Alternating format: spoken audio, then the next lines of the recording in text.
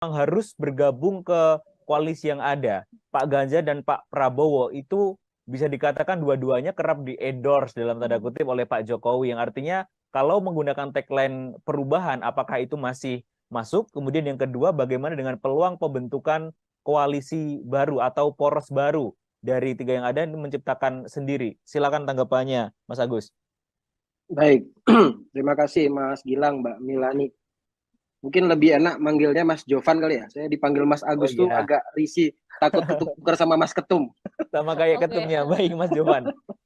Silakan Mas Oke, Jovan. saya tanggapi. Yang pertama, eh, masih ada nggak peluang membuka atau membuat poros baru? Ya benar, ada. Sampai dengan nanti batas waktu pendaftaran KPU, segala kemungkinan masih bisa terjadi. Kita juga tentunya selama proses beberapa hari terakhir ini juga sama, mulai mengkalkulasi kemana arah Demokrat selanjutnya. Apakah memilih di antara dua poros yang tersisa, atau kembali berusaha menggaet partai-partai yang mungkin masih goyang dengan koalisinya, kemudian kita bentuk poros baru, atau bagaimana? Jawabannya simpel sebetulnya.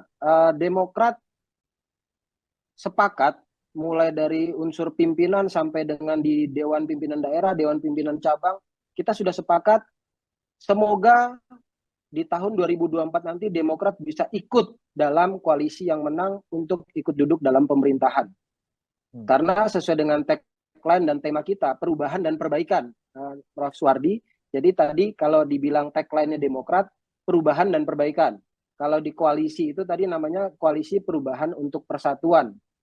Nah, memang karena kita mendorong, mengutamakan kata-kata perubahan, dan tagline-nya Demokrat juga memang sejak awal, sejak dini kita sudah menggelorakan perubahan dan perbaikan, maka disepakatilah waktu itu nama koalisinya Koalisi Perubahan untuk Persatuan. Nah, karena kita punya tema perubahan dan perbaikan ini, itulah sebabnya kita bercita-cita untuk bisa duduk bergabung dalam pemerintahan. Karena kalau tidak di dalam pemerintahan, maka sulit untuk melakukan perubahan dan perbaikan ini. Kita sudah mengalami selama 8-9 tahun terakhir ini sebagai partai oposisi, sangat sulit untuk menyuarakan perubahan-perubahan perbaikan. Dan kita juga selama 8-9 terakhir ini sebagai oposisi, kita berperan sebagai pihak checks and balances. Disitulah kita lebih tahu mana-mana bidang, mana-mana sektor yang perlu diperbaiki, yang perlu dirubah. Catatan kami insya Allah lebih lengkap dibanding pihak yang ada di dalam koalisi pemerintah. Karena kami memang berfungsi sebagai checks and balances. Tapi kembali, kalau memang ingin duduk di dalam pemerintahan, maka kita bertanya lagi, kalau kita membuka poros baru, seberapa besar kans untuk bisa menang dan duduk di pemerintahan?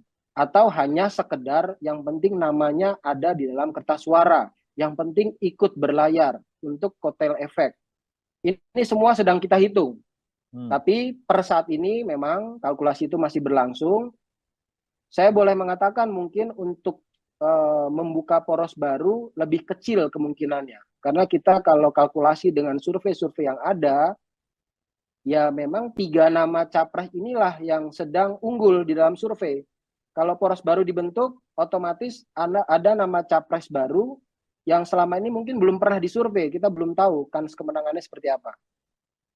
Tapi kalau misalnya tidak membentuk poros baru, kemudian kemana berlabuhnya? Apakah kepada kubunya Pak Ganjar atau kepada kubunya Pak Prabowo?